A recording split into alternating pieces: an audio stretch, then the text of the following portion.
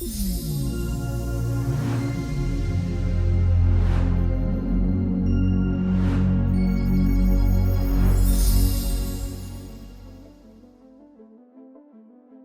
Portals is a low-level network programming interface intended to enable supercomputers for scientific computing applications.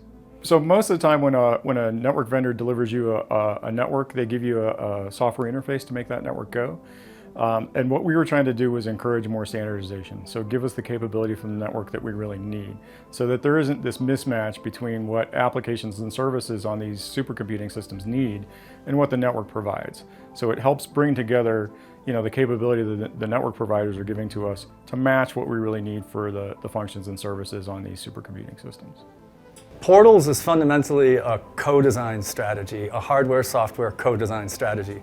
And this is different than the way other people had approached trying to make software communicate over the network. So whereas other groups were approaching things with the hardware doing certain things and the software doing certain things, and they didn't really match up with one another, Portals was specifically designed to be a layer that was like a co-design layer. So one thing that Portals was designed to do is to basically provide the basic building blocks to allow the scientific programmers to do what they need to do to move the data around in the supercomputer. The second thing that Portals does is it's written with an eye towards hardware. So the basic idea is that you can look at the programming interface, and while it can be used to do higher level programming, you can look at it from a hardware perspective and see how you might be able to implement it directly in hardware, which means you should be able to speed things up a lot. Portals 4 has been used in various commercial offerings. It's been used directly as an API for programming for some interfaces. For others, it's been adapted to what is now known as libfabric, which is one of the most common networking APIs used out there today. And the Portals interface has more specifically impacted the Cassini NIC, which is actually the interconnect that's being used in all of the DOE exascale systems today.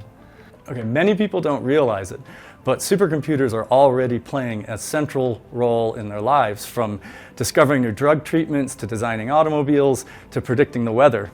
All of these applications require high-speed interconnects to generate efficient and timely answers, and Portals is already playing an important role. The Portals interface itself is evolving into the future as well. It remains stable so that software can continue to run generation to generation, but as we determine there's new features, new functionality, the Portals interface continues to evolve along with that. The impressive thing with Portals is that we've had multiple vendors adopt this technology, not only in terms of the hardware that they deliver, but also the software APIs as well.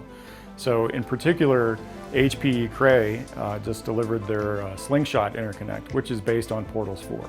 And it will be the interconnect that enables all three of the DOE exascale computing systems. So the current system that is Frontier at Oak Ridge National Lab will have Slingshot, as well as the El Capitan system from Lawrence Livermore and Aurora systems from Argonne that are due in the future.